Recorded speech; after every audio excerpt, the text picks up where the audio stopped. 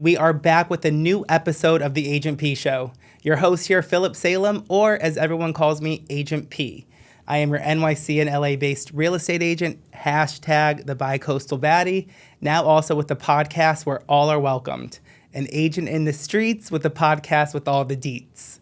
Thank you so much for tuning in. This next episode is so near and dear to my heart. I truly hope I don't cry on this segment. As many of you know, I am not only an agent for people, I am an agent for homeless animals, helping them find their forever homes as well. So another hashtag Agent P for pups. I began my journey in the animal advocacy world about 8 years ago when I started volunteering at Animal Haven in Soho. I saw one of my friends, Peter, shout out to Peter, post something on social media about helping rescue animals at Animal Haven.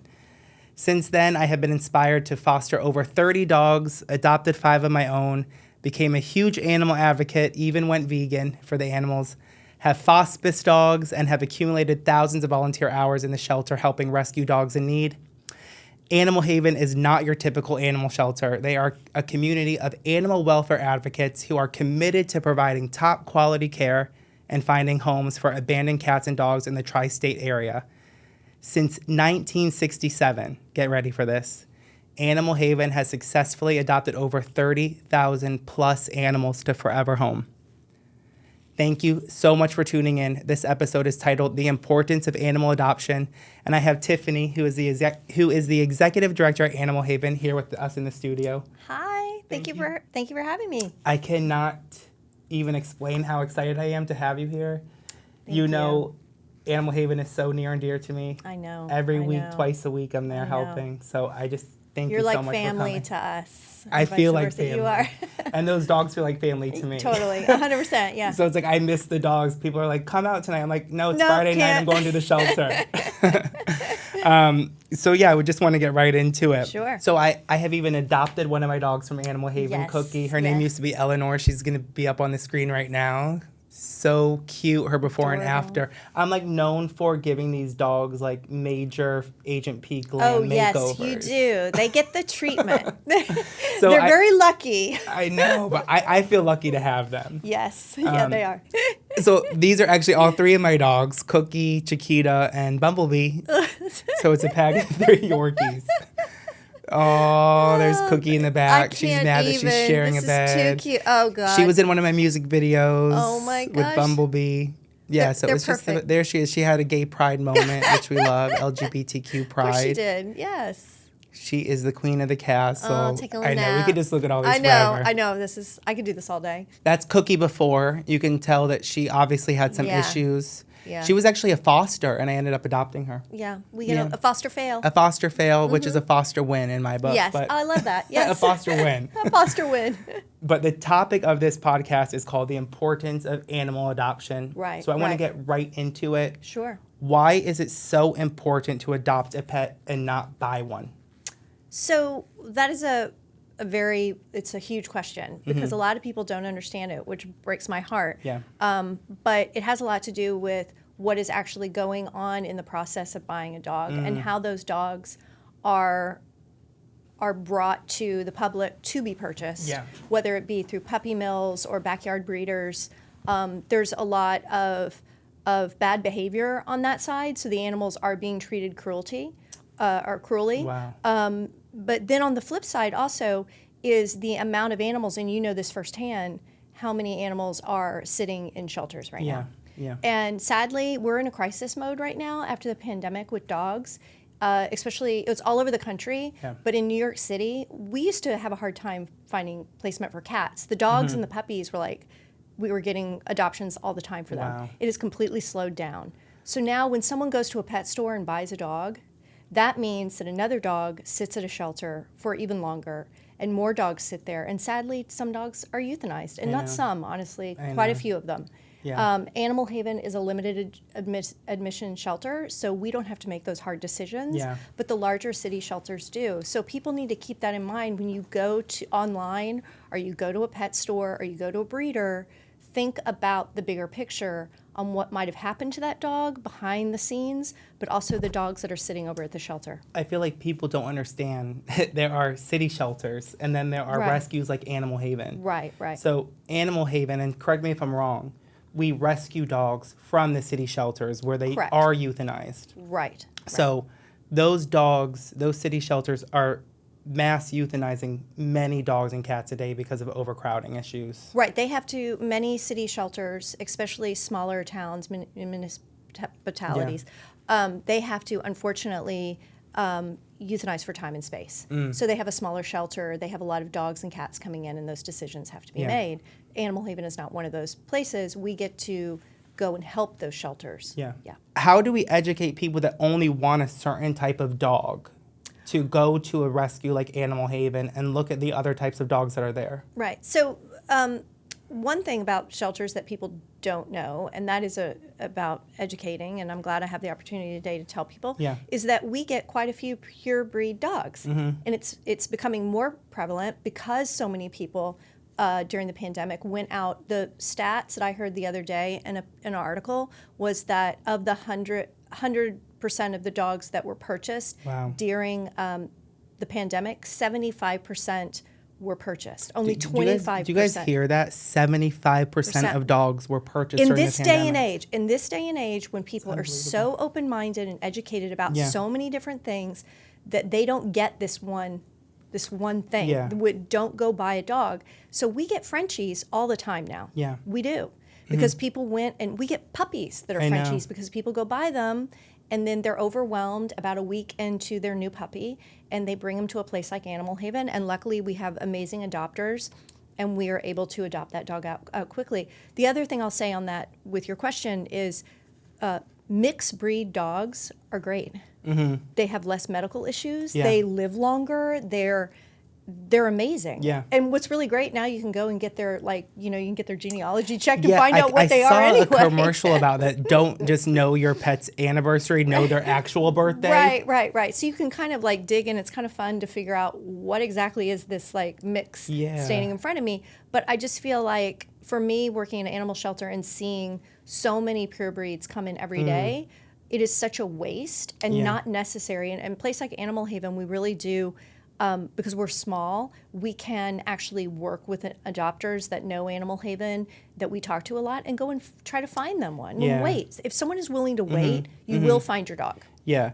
I think that, one of my questions was the responsibilities of pet adoption, because people think that it's easy to have a pet. And this goes back to people buying dogs and them being returned. Right. What are the responsibilities of owning a pet? First and foremost, I think, is time and finances. And I think those are the two things that people really don't understand, especially first-time dog owners. One of the things with Animal Haven staff is we joke, many of us would not get a puppy because we know what that entails. It's a lot of work. And people come in and want puppies, and if they don't understand, our adoption team really tries to have that conversation in a really robust way with a new adopter with a puppy, because we want to not have a return. And that's another thing, on a side note on that Animal Haven is super proud of, and I wish all shelters, and most do, but some don't, is we take all of our animals back, no questions asked. Because we don't want them out lost in the wind. And they're all microchipped, so we can find them. I've even been there. Because I'm the bi-coastal baddie, but I wasn't in LA at one week. Oh, right, when you guys, there was a family that needed their dog to be returned. I flew to LA. I landed at 2 p.m. I left at 6 p.m.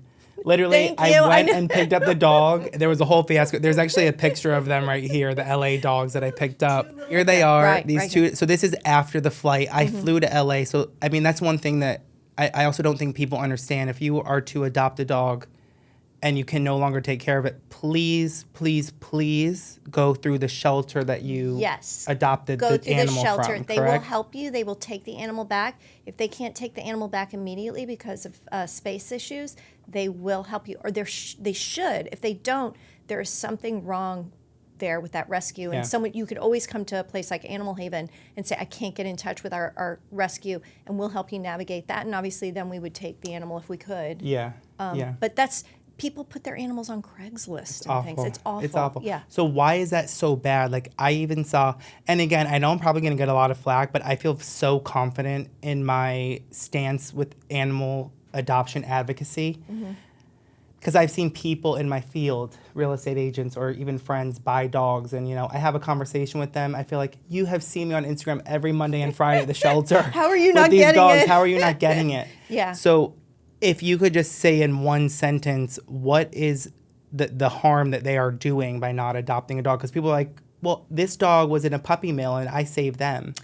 Yeah, so that is I hear that a lot. Yeah. Oh, I went to the puppy store and rescued that puppy from the puppy store. So what That is was the, right. the catch line to tell them that this is not the way to go? For every time you do that, another dog dies. Mine is you are educated enough to know better. Oh, that's very good. I like that. Yes, Right? and that's true. Especially in your field, people, your peers around you. Yeah. Like education, it comes in all different ways, and Yeah. I know that there are different communities where it may not be getting there yet, Yeah. and we need to work on that more. But in your circle of friends, the fact that they don't get that scares me even more. I know. Because it's not getting through to anyone then. Yeah. I want to, we'll get back to this adoption process and talking about the importance of adoption. But I just want to kind of give flowers to Animal Haven here. And aside from being your traditional shelter, you provide support and services to the community. Can you tell me about the community outreach that Animal Haven does? Sure. So I'm really proud of this program. Something that's going on in the animal welfare world right now is community engagement and Wow. trying to make sure that we are helping people in crisis that have pets. And that's the program we have now. We have a social worker on our team, and she will reach out to folks that reach out to us from everything from I'm in a domestic violence situation right now. I had to flee my partner, Wow. but my cat or my dog was left in the home, and I'm too afraid to return and go back. I just helped one of those dogs. Oh my I took her to the groomer because Right, yeah. seemed like she hadn't been groomed for like Right. months. And I was like, I'm going here twice a week. I cannot look at this dog look like this. They're getting the Agent P glam. So We love you for that because it helps. but it takes a village. People don't understand Yeah, I one know. dog. It I takes know. sometimes 24 steps to get the Right. dog to the shelter to just Right, get right. to baseline. Right, exactly, right. And So- then we hold the dogs. Part of that program is if someone is in a transitional period in a crisis and they need us to temporarily hold a dog or a cat, we have a program now that our social worker will set that up. Obviously, we can't do that for everyone. Yeah. We're not a huge place, but we'll do Yeah. it as much as we possibly can. If we can't actually foster temporarily or put in boarding and cover those costs, we will offer other resources. And we have an army of other groups because lots of other groups are engaged in this kind Yeah. of community engagement now. Because reality is, especially with how many animals aren't getting placed right now, keeping them in the homes is probably the most important thing to do. I know. I just want to just reiterate that Animal Haven, you said crisis mode. I have been there, and even though you are in crisis mode, the animals are so well taken care of. Thank you. Everybody gets multiple walks a day, Right. fed, pet, Yes. volunteers galore. Right. I want to talk about the volunteer aspect. 8 years volunteering. I want to hear from you. Bravo. Thank you. Thank you. What is a typical volunteer? Oh, look at this picture. That's me, there you Toto, go. Poe, and Vance. Oh my God, That's look Toto at Poe. that. Oh my God. I love them so much. Wow. What does a typical volunteer do at Animal Haven? So our typical volunteer does a whole it runs the gamut of what they do. Yeah. We have them walking dogs. We have them socializing with dogs and cats. There's cleaning, obviously, helping with events. They do meet and greets. They'll Yep. show the dogs, which is really great. They will bathe the dogs. They'll help out staff. I bathed so many poopy dogs. Oh, it right feels now good. we had a lot of puppies and there was a lot Yeah. of poop there. A lot of poop. So much. You've gone through so many things that volunteers do. Mm-hmm. A lot of people tell me, they're like, Phillip, I would love to volunteer, but I can't because I'm too sad. I Got feel it. too much Yeah. pity for them. Right. You know? I hear that a lot. And my response to that is always, hey, I totally get that. Every single day I go there, I'm sad. I know. Staff's sad. We're Mm-hmm. all very sad. But I say it's not sad 100% of the time. You're going to have moments and you can step away and sort of collect yourself from it, but you being there and helping makes it less sad. When I volunteered at an orphanage in Morocco right after Wow. college. Wow. And I was speaking to one of the nuns that worked there. I said, I can't do it. Like, I have to leave. Right, I was so sad. And I was Right. working with special needs kids. Wow. And she was like, Phillip, if you give them this 1 minute, this 1 hour, this one day of happiness, then you've changed. You've helped them. Right. You know? It's better to do that than to walk away or not do it at all. Yeah, exactly. 100%. Just a few more things before I leave, or before you leave the show. You guys not only are national helpers, you are international helpers. Yes, we are from everywhere. Everywhere. There's a clip. I picked up two dogs in Antigua. This is with the rescue of Antigua rescue dogs. This is at the airport. I went to Antigua to help them. There's a video. That's my husband taking it through. Oh my God, that's hilarious. Look at that. This is little Bobo, who's coming back to the U.S. with us and will be up for adoption at Animal Haven. Let's go, Bobo. To the States we go. So yeah, that was one of the trips that I took to get these dogs. But I just want to talk for like 30 seconds about the outreach with overseas meat markets. Right. And the islands and Puerto Rico. Right. So you're right, we get animals from everywhere. And that kind of started, I've been at Animal Haven for almost 20 years now. Yeah. So that kind of started just in the last 10 to 15 years when transports from all over were becoming prevalent. One of my biggest issues, along obviously with animals, and this is for animals too, but the dog meat trade hits me to the core. Me too. That would be the thing that I would say if someone said, I can't do that because I can't see it, I can't handle it, the thought of it. So we were being reached out by groups, HSUS and Soy Dog Foundation to help there. And that was when we were still at 251, our other location. Yep.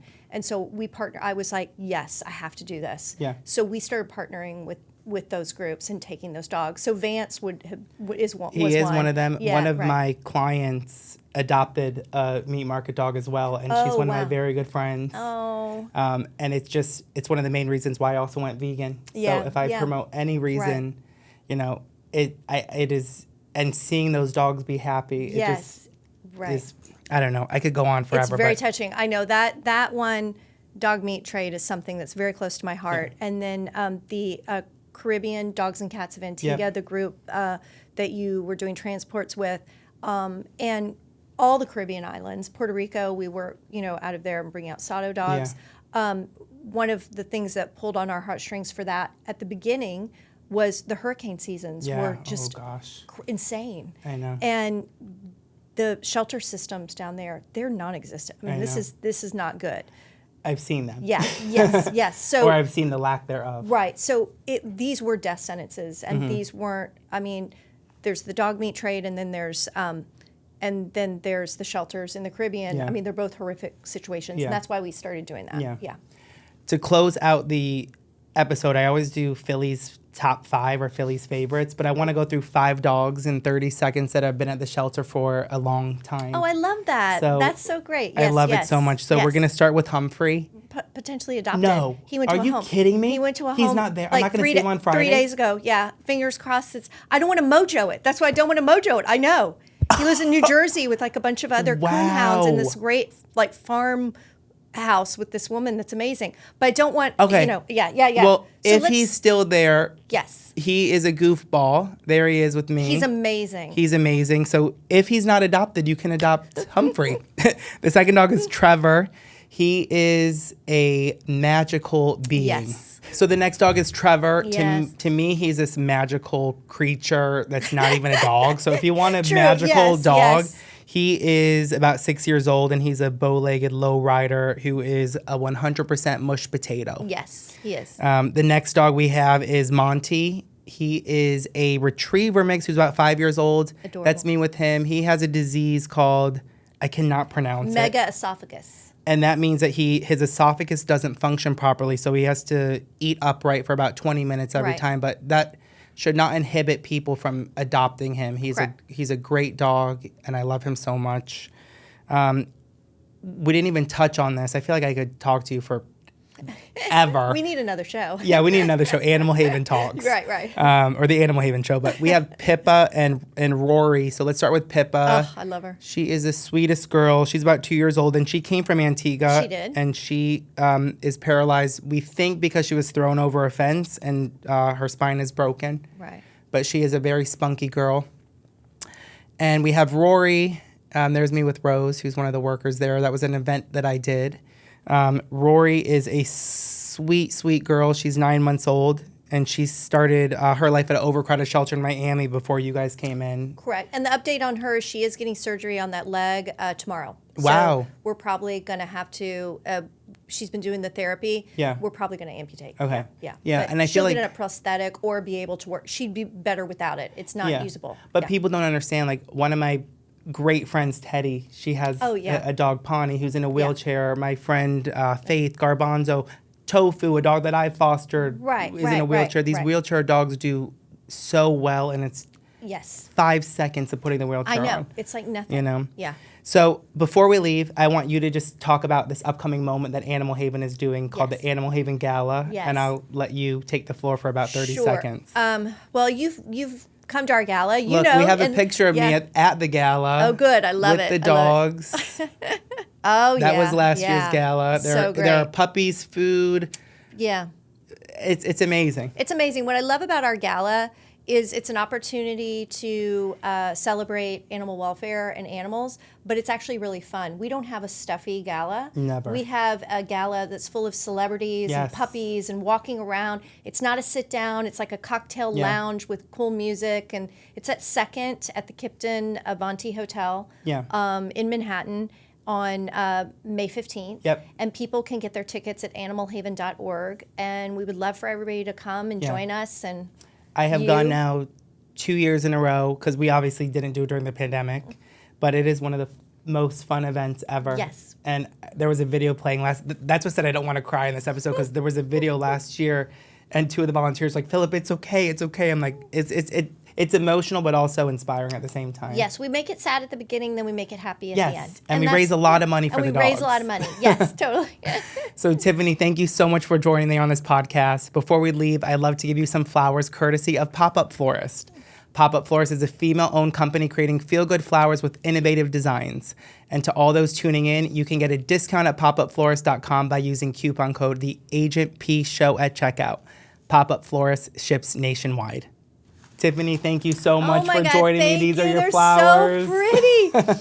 Oh my God, and they smell delicious. I love it. Thank you. I love them. I feel like a beauty queen. I just won the pageant. You did.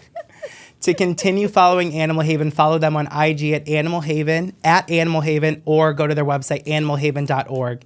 Thank you for listening, and catch you on the next episode of The Agent P Show. Thank you so much, Tiffany. Thank you. Love you. Thank you. Love you back.